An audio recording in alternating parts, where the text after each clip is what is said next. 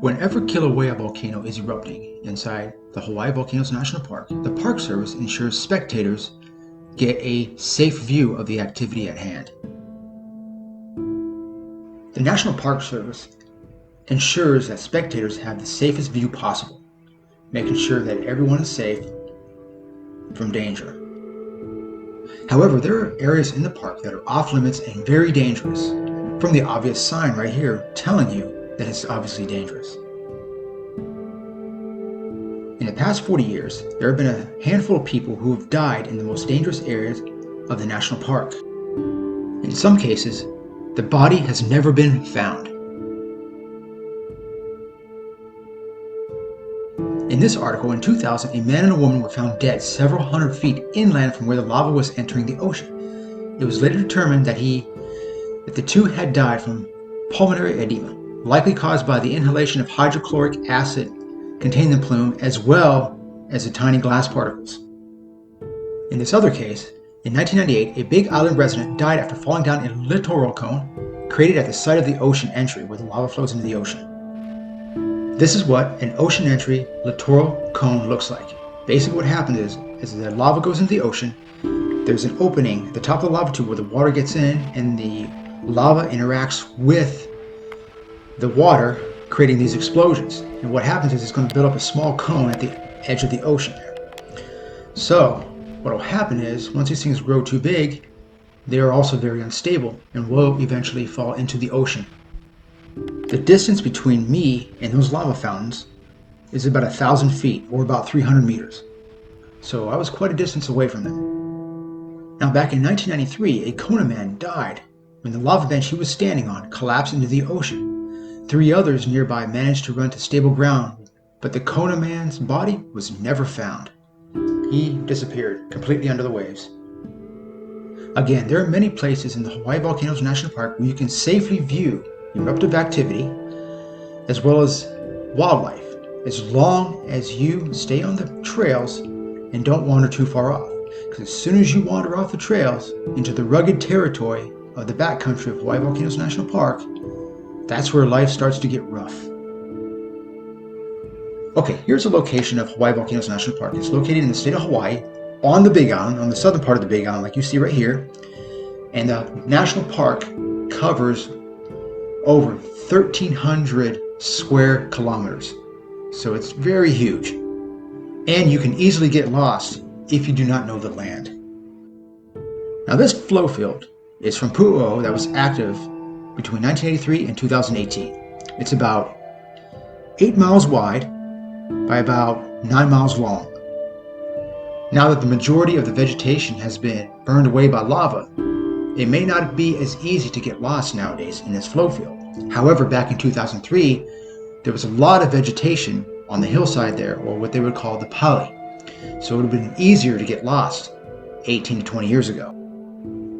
Now here, where we're zooming in, is the end of Cheney Craters Road. Okay? And you can see there's just lava everywhere out here. Very little vegetation. On the 13th of June 2003, an abandoned rental car has been found at the end of Chain of Craters Road in Hawaii Volcanoes National Park. The car belonged to a tourist by the name of Timothy Joseph Lynch, who disappeared in the morning of the 6th of June 2003 somewhere in the Hawaii Volcanoes National Park.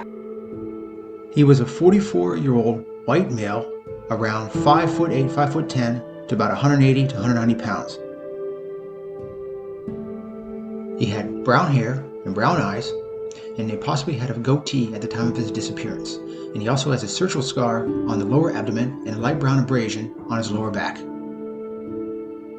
According to the National Missing and Unidentified Persons System, Timothy was last seen on the 6th of June 2003. The circumstances of his disappearance is still currently unknown as of this date of 15 September 2021. On that date of 6th of June 2003, he went hiking in the Hawaii Volcanoes National Park at the end of Chain of Craters Road. His rental car was found a week later, abandoned at the end of Chain of Craters Road. So this kind of gives us an idea what happened to Timothy Lynch. Okay, this was the eruption update from Kilauea from the 4th of June to the 10th of June 2003. According to this, there were small amounts of lava that continued to flow into the sea at the High Castle entry during the 4th to the 10th of June, and the lava flows were sometimes visible on the Pali and also on the coastal flat. So we got this to go by. Okay, here's a map of the flow field from 2003. As you can see, the lava was going into High Castle, which is circled right here, okay? And also you will notice it is not that far from the end of Chain of Craters Road, which is circled right here, where the car was found. So High Castle ocean entry was only about no more than 2 miles away. This was a photo I took at the High Castle ocean entry in Hawaii Volcanoes National Park on the 7th of June 2003. And I believe this small ocean entry with this very little lava might give us a clue on what happened to him. Now with a small ocean entry like this, it is very tempting to get very close to the action. And bear in mind, lava benches are very, very unstable, as you will see from this video time-lapse from the U.S. Geological Survey. Before we get into the time-lapse video, I want to go over what a lava bench is and why it's so dangerous. On the first diagram up here, a lava bench is formed when lava starts to flow into the ocean. The slope of the land underneath the ocean is very steep. So what happens is the lava flows outward and builds this lava bench. However, underneath it becomes very unstable because as the lava interacts with the water, it shatters into sand and small rocks, staying underneath the lava bench, while the solid lava flows over top, appearing to be stable. However, this is an illusion. The lava bench will grow so big and so far outward, and that new lava flows on top will contribute to the massive weight of the lava bench to the point it eventually collapses. Sometimes it collapses all at once, and sometimes it collapses in pieces. Here is what a lava bench collapse looks like. At 11:10 on the 20th of November 2005, 34 acres of land fell into the ocean over the course of 5 hours at Laiapuki in the Hawaii Volcanoes National Park. The total amount of land that was removed was about 830 meters long by about 320 meters wide. This is enough for a small village to fit inside this area. The bench is gone. Anyone on there would have been dead. Never ever ever go on the lava bench. If you fall into the ocean because of this, you will never be found. So what happened with Timothy Joseph Lynch? Here's an excerpt from locationsunknown.org. Lynch lived in Newburgh, Indiana at the time of his disappearance and was visiting Hawaii. He went hiking, taking pictures in Hawaii Volcanoes National Park at the end of Chain of Craters Road on June 6, 2003, and never returned. He was supposed to fly home on the day of his disappearance on the 6th of June 2003. Lynch's estranged wife petitioned to have him declared legally dead in 2005. Both the Hawaii and Indiana State Police are investigating his case, which still remains unsolved to this day. These are some of the items that Timothy Lynch had before he disappeared. He had a black shoulder bag with a water bottle inside, and he had gray and silver cross trainer athletic shoes, which tells me more likely he did not stray too far away from the coast. More likely he probably went no more than 2 miles away from his vehicle. So a very long distance hike was very unlikely in this scenario due to the fact that he was going to leave that day anyway, and he was very ill prepared. But the mystery gets even more stranger. There's actually more questions than there are answers in this. Here's a news article from the Honolulu Star Bulletin from years ago. The estranged wife of an Indiana man who disappeared on the Big Island last year, which is referring to Timothy Lynch, is asking the court to declare him legally dead. A little farther down in the article, in June 12, she was extremely anxious and upset about her estranged husband's welfare, so she checked his answering machine using a code they knew before their separation. There appears to be no indication of foul play here. She gave the information to the police and learned that he had not used his June 6th return ticket. Police on the Big Island entered Lynch's hotel room and said he had left with some personal items. However, officials at Hawaii Volcanoes National Park found Lynch's rental car in the park at the end of Chain of Craters Road. However, Lynch's father, Robert Lynch of Norwalk, Ohio, told Hawaii Tribune-Herald he refuses to participate in efforts to have his son declared dead. Robert Lynch said he thinks their son either planned his own disappearance because of his dirty divorce or was met with foul play by someone who stole his identity and then traveled to Hawaii to fake his own death. The first part, by staging his own disappearance, may be a possibility, but the last part, faking his own death, makes absolutely no sense whatsoever. And he also said, it seems odd to me, and also to just about everyone else, that he would take his ticket and his travel orders with him from the hotel on a side trip. Now, this won't give any comfort to the family of Timothy Lynch, but I believe that there are three things that may have happened to him that caused his disappearance. Number one, and the least likely, stepping into an active lava tube. If you step into an active lava tube, you will never be seen again, guaranteed. You'll fry to a crisp.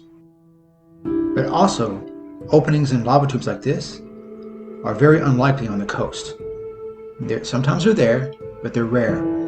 Most of these lava tubes that are exposed will be seen either on the hill where the lava's coming down or near the vent, which is about 8 miles away from the coast. So based on the information that I had from before, it appeared that he did not travel too far away from his car. And number two, dehydration. Dehydration has killed a handful of people out on the Hawaii Volcanoes National Park within the last 25 years. There is a two-part factor that can contribute to dehydration here in Hawaii Volcanoes National Park. Number one, the extremely hot weather. You can get up to high as 95 degrees Fahrenheit out on the lava flow fields. Number two, if you're near active hot lava flows, that too will also contribute to dehydration even faster. Now, it is possible that someone could die from dehydration in front of an active lava flow and may get covered by lava. However, this may not be the case with Timothy Lynch, because these lava flows around that time frame were on top of the Pali, which is about at least 3.5 miles from the coast. So you have to be really prepared to hike up there. I took this photo on the 7th of June, 2003, which is the day after Timothy Lynch's disappearance. I had to hike to the top of the Pali in order to see lava flows, as there were none on the coastal plain, except where the lava goes into the ocean.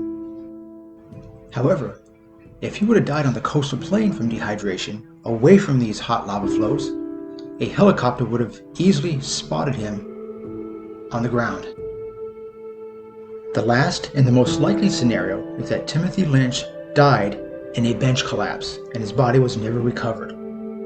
Since this ocean entry was very close to the end of Chain of Craters Road, it is very easily accessible for tourists. So I believe it is possible that maybe Timothy Lynch walked down there on the bench to try to get some photographs, and a chunk of land fell into the ocean all at one time. Along with him, and his body was never recovered. If you look to the right of the photograph, you'll see a large rock that is just sitting there. That was actually part of the sea cliff. So not only the bench falls into the ocean, but part of the sea cliff will go with it as well. So if you're standing on the sea cliff when there's a bench collapse, part of the sea cliff may go with it, and maybe you will also go with it too as well. This is the reason why you must obey the rules and laws of the Hawaii Volcanoes National Park. This is for your safety. Believe it or not, one of the most dangerous areas inside the Hawaii Volcanoes National Park is where the lava flows into the ocean. Not only bench collapses are dangerous, but the steam plume that you see here is very, very dangerous. The reason why is because the steam plume contains hydrochloric acid and small, tiny glass particles that can easily get inside your lungs. Now in this picture, it shows that the steam plume is blowing inland. Now if you happen to be there when it changed direction and you get caught in this, you're going to breathe a concoction of hydrochloric acid, small glass particles, and also other chemicals, which may cause respiratory problems, burns, and even death. There are people that have died from this steam plume. Now, I am not ruling out possible foul play in regards to the case of Mr. Timothy Lynch, However, the likely scenario is that he died at the ocean entry as a result of a bench collapse. If anybody has any information on the whereabouts or what happened to Timothy J Lynch on or after the 6th of June 2003, please call the Hawaii Police Department at 808-961-8300. Any information will help bring closure to the family of Timothy J Lynch.